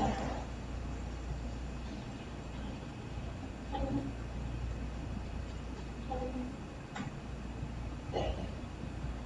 여기서 아까도 이거 해보셨는데 제가 보여드릴게요. 기록부 유치를 찍으면 이렇게 모든 앱에 뭐가 나오죠. 이러면 우리가 보기 힘드니까 우리 로고 태그를 입력해서 원하는 로고 태그, 내가 보려고 하는 로고 태그를 입력해서 이제 해주면 되고요. 뒤에 N을 써주는 거는 옵션인데요. 저는 이제 버릇처럼 N을 써주는데 이러면 이제 이 다음 줄을 쓸 수가 있기 때문에 이거를 이제 종료하는 건 F-G 하시고 컨트롤 C 누르시면 종료가 되고요. 요거 다 설명 적어놨으니까요. 그 크래프트룸에 설명 보시면 됩니다. 일단 로고를 찍을 준비를 이렇게 해놓을게요. 기록을 유치를 할 수 있을지 조금 더 크게 할게요.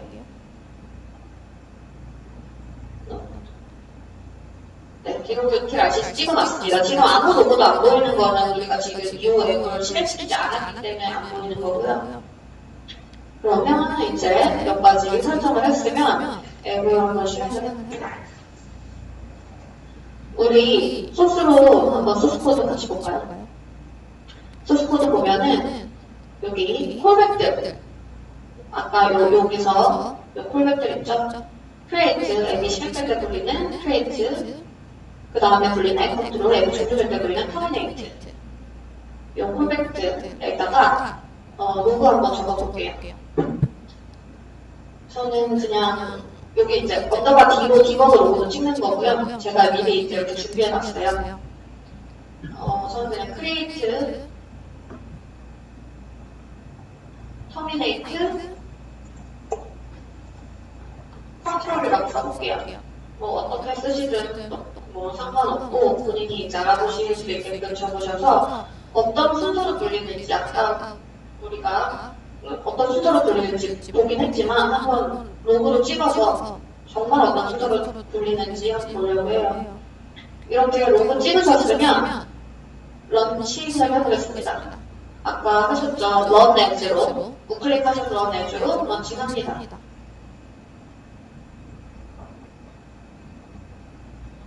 요거 그냥 예스 눌러주시면 되고요.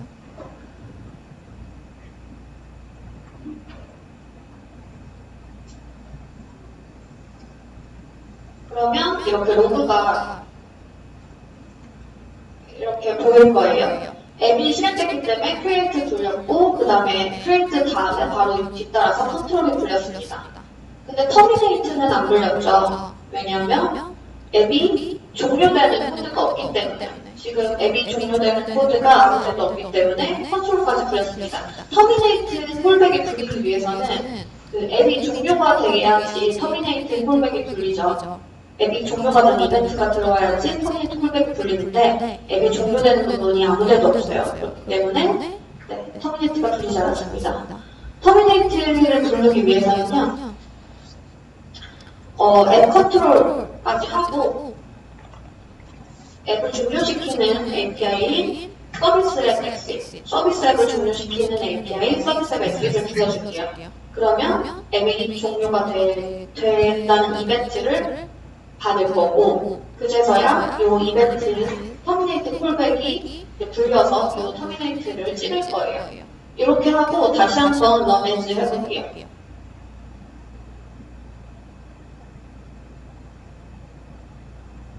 요거는 그냥 yes 눌러주시면 됩니다. 요거 터미네이트가 찍힐 거는 지금 앱이 다시 실행이 되면서 먼저 앱이 종료되고 이제 다시 실행이 될 거고요. 이렇게 create, control, terminate까지 불렸습니다. 이렇게 앱이 실행될 때 create, 그 다음에 가로지글 control 그리고 앱이 종료될 때 터미네이트 콜백이 굴린다 알고 계시면 됩니다. 왜 앱을 만드실 때 라이프 사이클에 따라서 소스 코드를 짜는 거는 너무나 당연한 일이기 때문에 이 부분을 꼭 알고 계셔야 앱 짜시는데 수월하실 거예요. 네, 몇 가지 실습을 해봤습니다. 근데 여기서 한 가지 제가 말씀드리고 싶은 건 사실 지금 말씀드리고 싶은 거는 조금 중급작 정도의 내용이긴 한데요. 여러분은 앱을 직접 짜셔야 되니까 말씀을 드릴게요.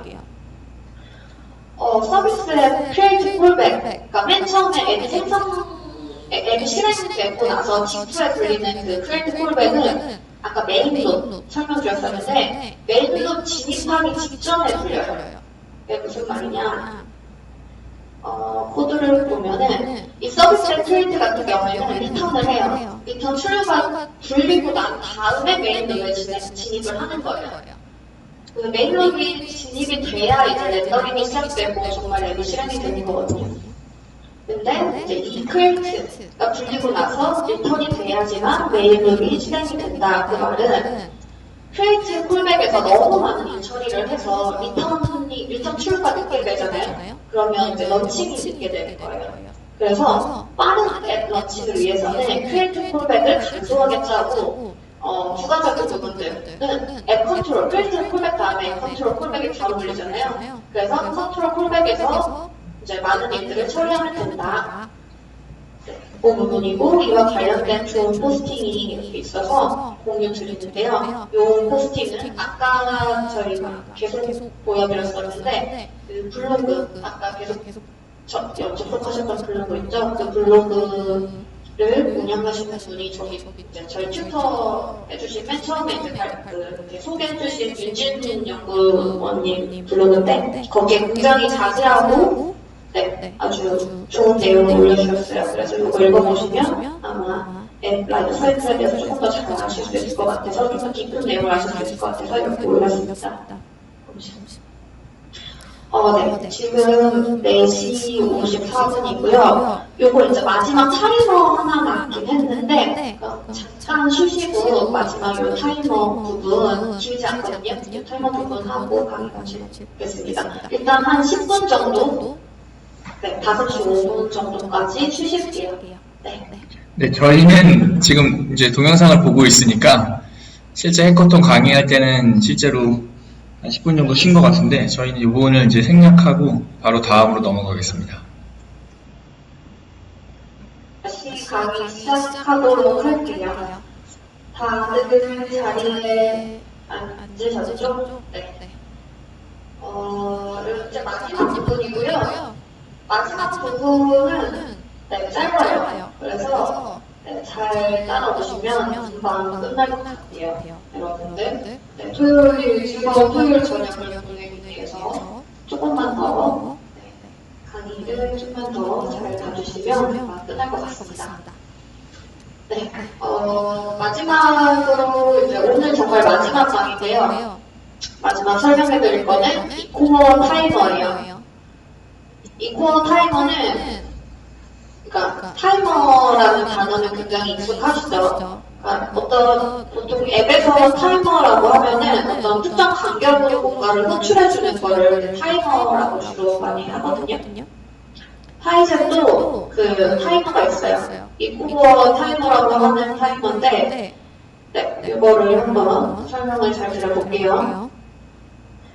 타이젠은 이코어, 그러니까 이코어 타이머라고 말씀드리는 게 이코어라는 라이브러리를 가지고 있어요. 그리고 이코어에는 타이머, 아이들러, 아이들링, 엔터러, 등등등 여기 적어놓은 등등등 다양한 이벤트 콜백이 존재합니다.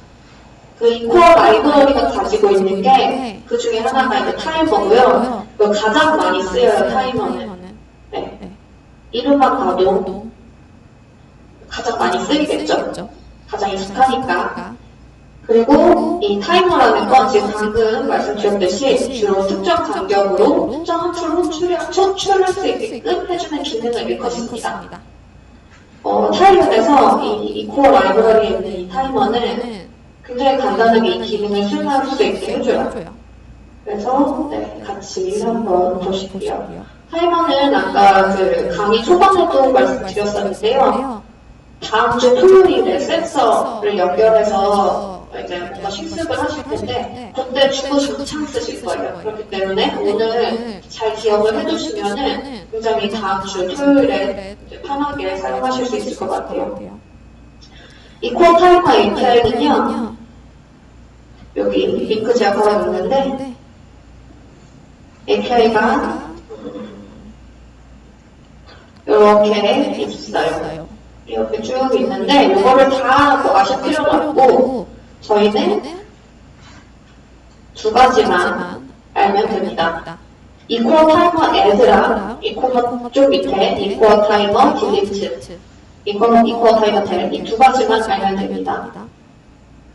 이코어 타이머 add API부터 한번 설명을 드릴게요. 이 API는 타이머를 누가 봐도 add, 타이머 추가하는 거죠. 타이머를 추가하고 성공하면 이 턴으로 타이즌 핸드를 실패하면 너를 반환을 합니다.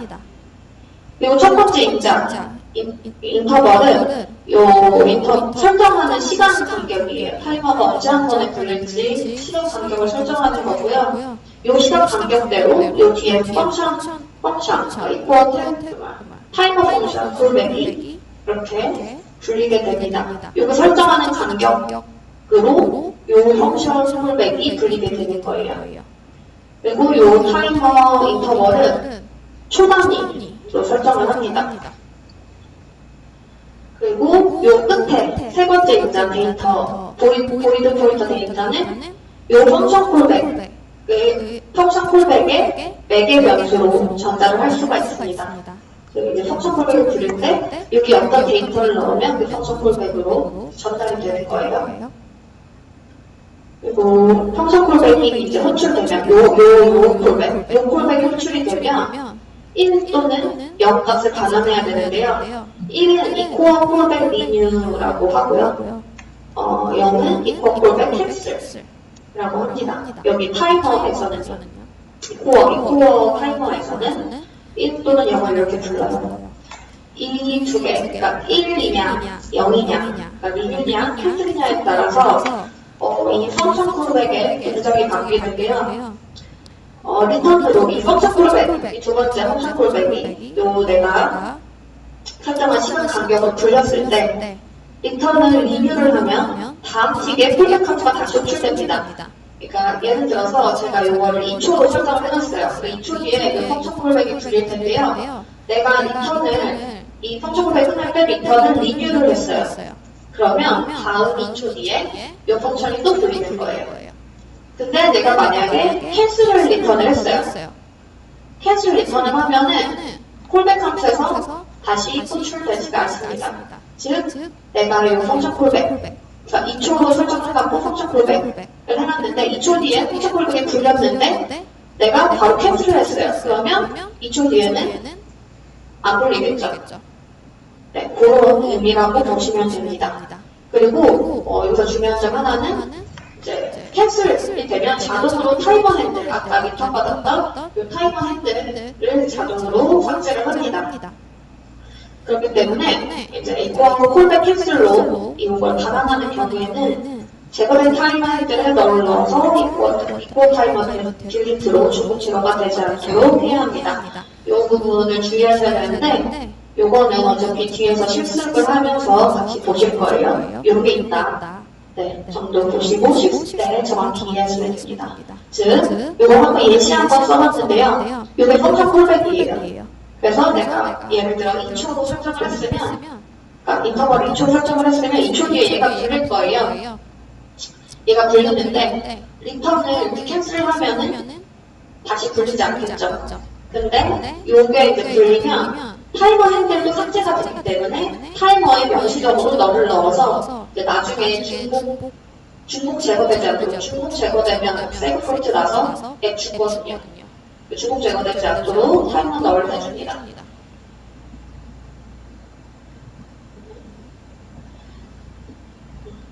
그 다음에 이코어 타이머 딜리트예요. 바로 이름에서 아실 수 있듯이 아까 add한 이퀄 타이머로 add했던 타이머를 지워줍니다. 타이머 핸들을 삭제하는 거예요. 근데 요 삭제되는 타이머는 유효한 타이머 핸들이어야 돼요. 아까 말씀드렸듯이 타이머 콜백 함수가 이미 0, 즉 캔슬, 이코어 콜백 캔슬을 바라는 경우에는 핸들은 더 이상 유효하지 않기 때문에 삭제할 필요가 없습니다. 자, 그러면 이렇게 말로만 설명해서는 좀 이게 뭔가 하실 수 있죠. 실습을 통해서 정확히 이해를 해볼게요. 우리 아까 src 컨트롤러.c 다시 한번 들어가 볼게요.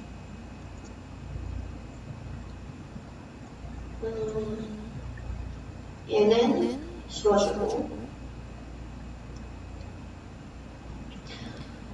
먼저 타이머 핸들을 이퀄 타이머를 선언을 해야 되는데 제가 이렇게 위에 선언을 해놨어요.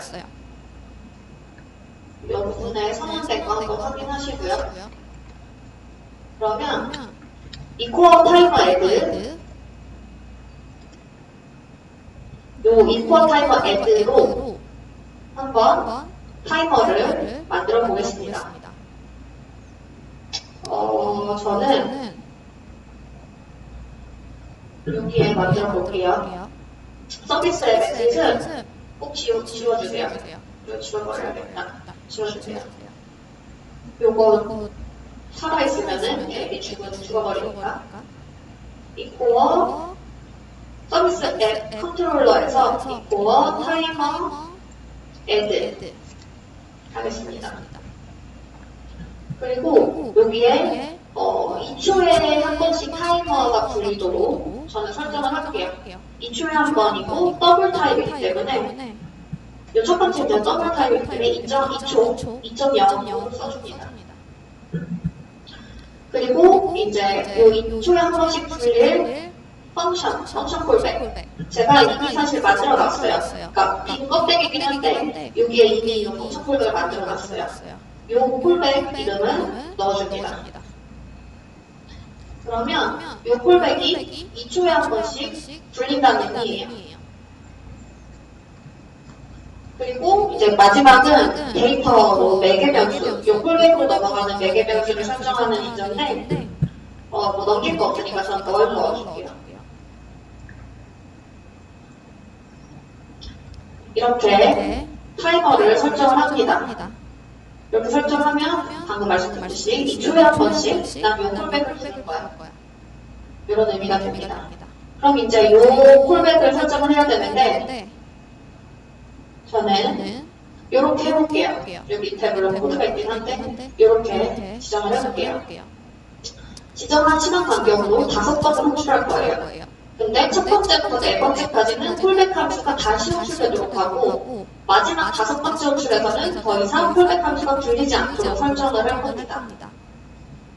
그리고 아까 주의해야 될 점으로 캔슬을 리턴하기 전에는 타이머에 널을 넣어서 이퀄 타이머대로 타이머 설정이 중복제가 되지 않도록 한다. 이것까지 같이 한번 짜볼게요, 코드를. 자, 요거를 코드를 짭니다. 5번만 부르기로 했어요. 5번인지 확인을 해야 되니까 스태틱 인트로 카운트를 셀게요. 0을 넣고 들어올 때마다 카운트를 한 번씩 올려줄게요. 그래서 카운트가 5가 되기 전까지는 계속 누른다고 했죠.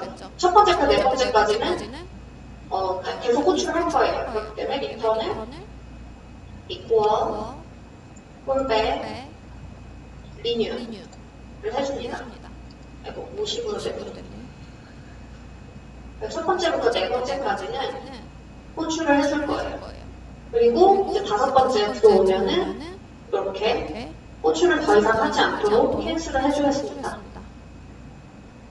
여기 이제 로그도 한번 몇 번 도는지 가야 되니까 로그도 언더바 D로 한번 찍어볼게요.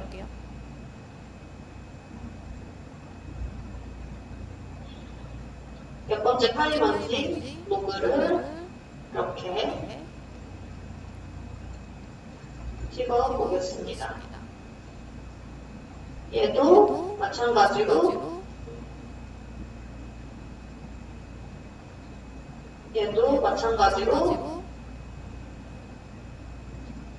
다섯 번째 AND가 되는 게 맞는지 한번 찍어보고요. 이렇게 찍고, 근데 여기서 마지막으로 해줘야 될 거. 캔슬을 리턴하기 전에는 타이머를 너를 명시적으로 넣어서 나중에 이번 타이머대로 타이머 삭제 중재가 되지 않도록 이 부분을 넣어줍니다. 캔슬이 되면 타이머가 삭제돼요. 근데 삭제된 타이머에는 여전히 쓰레기 값이 들어갈 수 있거든요. 쓰레기 주는 값이. 그렇기 때문에 너를 넣어줘서 이렇게 명시적으로 집어넣었다 명시를 하는 거예요. 이렇게 콜백 짜시면 되고, 우리 애드 했잖아요. 터미네이트에서는 자원을 해제해야 되죠. 꼼짝으로 이렇게 쓴 자원을 해제해 주셔야 돼요. 타이머 해제해 주셔야 되는데, 아까 말씀드렸듯이 캔슬이 되면 타이머는 지워져요. 그렇기 때문에 열 체크를 꼭 해서 타이머가 지워졌으면 더 이상 타이머가 지워지지 않게끔, 타이머가 지워졌는데 이 델로 또 지우려고 하면 에러 나겠죠. 그 때문에 이렇게 타이머 열 체크를 꼭 한번 해줍니다. 이렇게 코드 짜주시고요. 코드는 진짜 코드는 이미 다 여기 크래프트룸에 걸러가 있어요. 열어주시고, 그러면 이거를 한번 빌드 해볼게요. 다 코드 다 지금 다 설정되셨죠? 설정되신 분들은 여기 아까 이미 띄워놓은 로그 창이 있을 거예요. 이 띄워놓은 로그 창에 로그를 확인을 해보겠습니다. 클릭해서 러닝즈.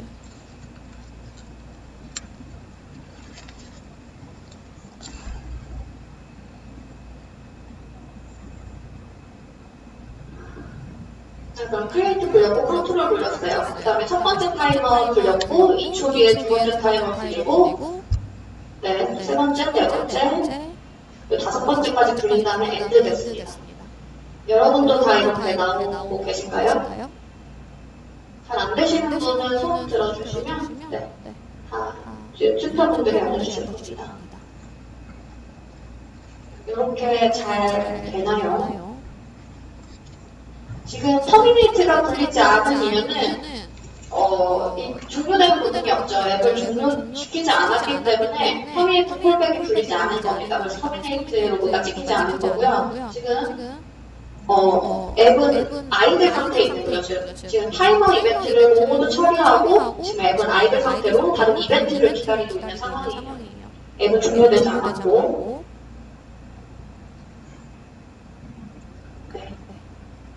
여기까지. 지금 안 되시는 분, 하고 계신 분 있으세요? 하고 계신 분? 다 잘 되시나요?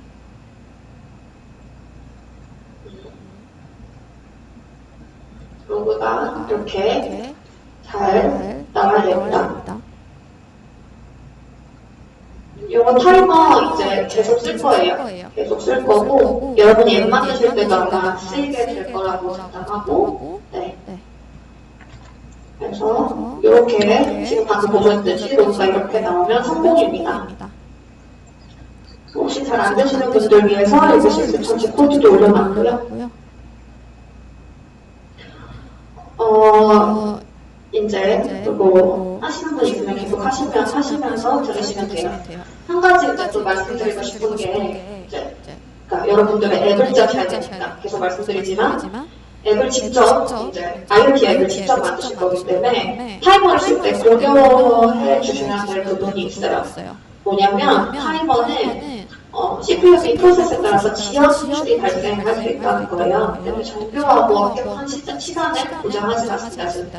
정말 컴퓨터 시간이라고 그러죠. 정말 딱 맞게 들어올 수도 있지만 안 올 수도 있어요. 내가 2초라고 설정했지만 딱 맞게 2초에 들어올 수도 있고 0.005초 만에 들어올 수도 있어요.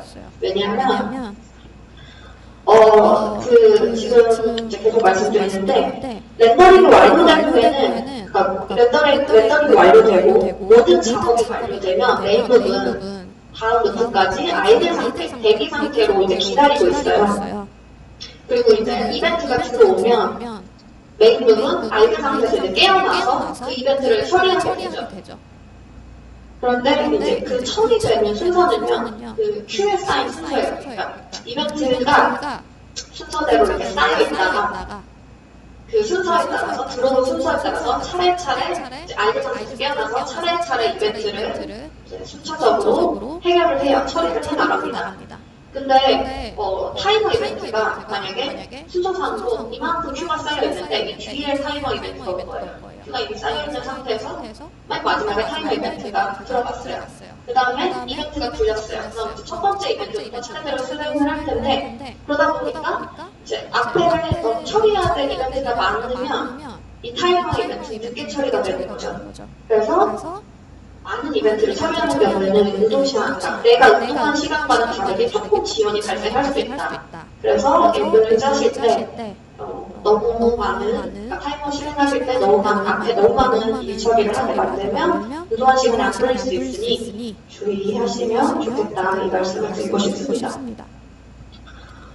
강의는 이제 여기까지고, 참고하시라고 한 가지 말씀드릴게요. 지금 저희 RCC 프로젝트가 있었죠. 그 RCC 프로젝트가 저희는 지금 zip 파일로 그냥 링크로 다운받아서 쓰셨는데, 아까 Git으로 이렇게 다운받아서 쓰시면은 그 마스터 브랜치가 있어요. 그러니까 브랜치가 굉장히 여러 개가 있는데 그 중에 가장 근간이 되는 마스터 브랜치가 있어요. 모든 브랜치는 다 마스터에서 이렇게 파생되어 나오는 거거든요. 이 마스터 브랜치에 들어가시면은 리소스라는 디렉토리가 있어요. 근데 얘도 마스터에서 파생된 디렉토리를 기반으로 이제 zip 파일을 만든 거기 때문에 코드 보시면 요 include에도 리소스가 있고요. 이거 이제 나중에 해코톤 하실 때, 해코톤에 직접 앱 짜실 때 편리하시라고 설명드리는 거니까 한번 보세요. 그리고 소스에도 리소스가 있어요. 이 리소스가 뭐냐면 타이젠에서 이제 다양한 리소스들, 그러니까 다양한 센서류, 많은 센서 많이 있죠. 모션, 적외선 모션 센서, 사운드 센서, LED 센서, 이산화탄소 센서, 이런저런 센서들이 정말 많을 텐데 그것들을 좀 편리하게 사용하시라고 저희가 여기에 센서들을 편리하게 사용할 수 있도록 코드를 미리 짜는 거예요. 예를 들어서 인프라레드 모션 센서, 적외선 모션 센서를 보시면 적외선 모션 센서를 사용하려면, 그러니까 여러분이 그냥 정말 제로 베이스에서 사용을 하시려면 이 코드를 다 짜셔야 돼요. 페리퍼럴 IO, 이거 아까 페리퍼럴 IO API 말씀드려서 잠깐 설명드린 건데, 페리퍼럴 IO API 사용하셔서 직접 GPI 오픈하고 디렉션 셋하고 GPI 웨이트 해서 직접 여러분들이 다 짜셔야 되는데요. 저희가 좀 편하게 사용하시라고 이런 API 같이 예를 들어 이 세 개의 API를 써야 되는 이 상황에서 이 하나만 사용하면 될 수 있게끔 저희가 미리 함수를 선언해놨어요. 다른 것들도 마찬가지예요. LED도 그렇고, 사운드 있고, 사운드 레벨 센서도 있고, 다 마찬가지예요. 원래 이런 긴 소스 코드를 수행해야 되는데, 이 하나만 사용해서 이제 만들 수 있게끔. 얘도 마찬가지죠. 얘는 진짜인데, 이런 것들. 원래는 우리가 이제 개발하려면 했었어야 됐지만 우리는 이걸 사용하지 않고 이 하나만 사용하면 될 수 있게끔 이렇게 만들어놨어요.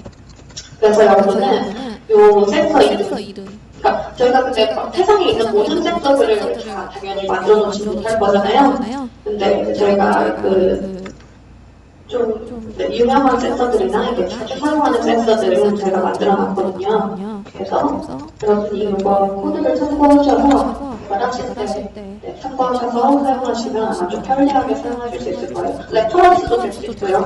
다른 센서를 사용하실 때. 그리고 참고하셔서 사용하시면 좋겠다 생각해서 소개드렸습니다.